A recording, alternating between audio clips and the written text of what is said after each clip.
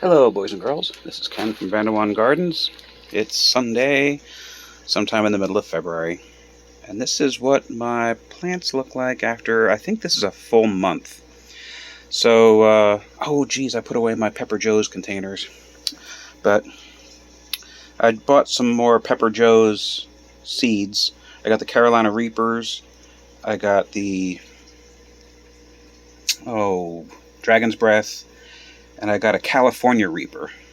So, let's see here. As usual, I like to disperse the Carolina Reaper, Carolina Reaper, Carolina Reaper, Carolina Reaper. So that's in 5, 2. So 1, 2, 3, 4, 5, 1, 2. So those guys have not yet sprouted. I'm not getting no sprouts over here. That's where the new Carolina Reapers are supposed to be. So I'm bottom heating at about 80 degrees. I had it covered, and now I'm pulling off the cover because some of these are getting kind of big. So this is the red habaneros. So those apparently are the most viable seeds, and those ones back there are the ghosts, and these over here are all ghosts. And yep, all 4 of these, 1, 2, 3, 4 of those cells are all ghosts. So they're all nice and healthy. This here's a jigsaw gator. So that'll be fine. I think I might have stressed him out a little bit though. Or maybe he just didn't like being knocking up on the top of that cover there. And I just decided to plant some beets, some lettuce, and some spinach. Not to jinx myself, but I haven't seen any fungus gnats in this environment. So to keep the fungus gnats out, I'm going to boil water, and every time that I upsize these guys, so these guys are ready to get upsized to the new pot. So then I'm going to move from my little mat that's only the size of this to the big old mat that Mr. Kevin gave me. But that holds 4 trays, and I don't want to heat up a 4-tray mat until I've got somewhere is decent enough of started stuff. Then I'm going to move from those to these. So, and then once those guys are grown into, then I'll put them into those pots, full gallon pots. And then from the gallon pots, I'll then transplant them directly into the garden. So this is what the fish look like.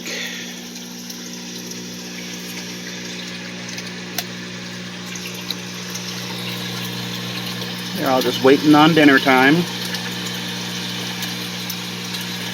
Yep, that's a biggie over there. So when was it that I scooped up? I think it was May of last year that I scooped up a girl and a couple of boys and put them over here into this other tank to breed them. So I'll probably be doing that again. But then I gotta actually harvest some of these big old fish. But yeah, I want to take a big one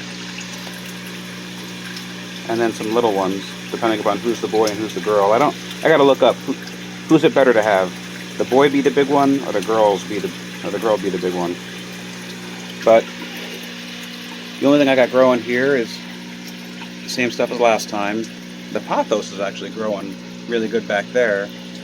I trimmed it from my bathroom, and I figured, instead of just throwing away the stems, I'd like to have some roots down in this thing, absorbing some of these nutrition, so that way these fish get a good filter.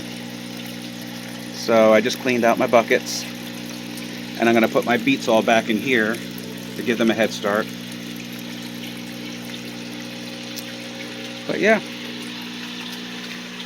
no fungus gnats in here that I see flying around.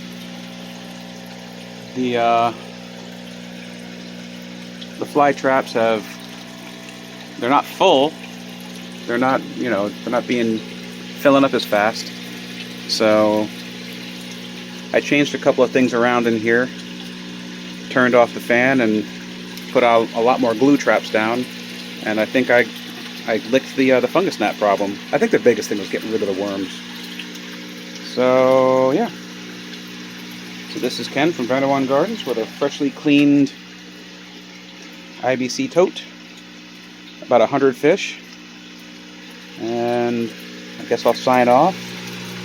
Although one thing I think bears noticing, I can't really, you can't really see it with all the pumps running, all the filters running. There are some abnormally small fish swimming around in there. I think we had another litter of fish. I might have more than 100 of them in here. So, anyway, this is Ken from Vanderwan Gardens, signing off.